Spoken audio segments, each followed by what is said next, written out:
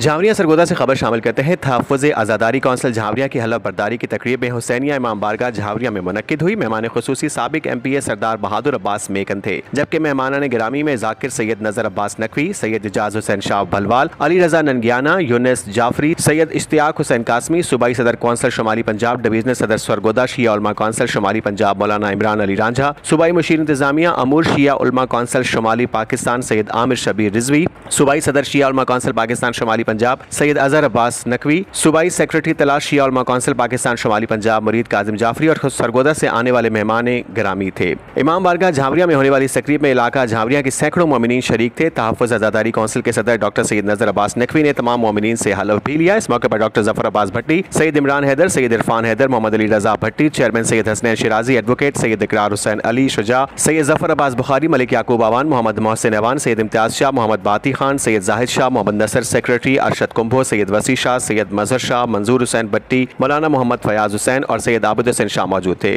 Report Zafar Abbas, tehsil reporter Shahpur झावरिया।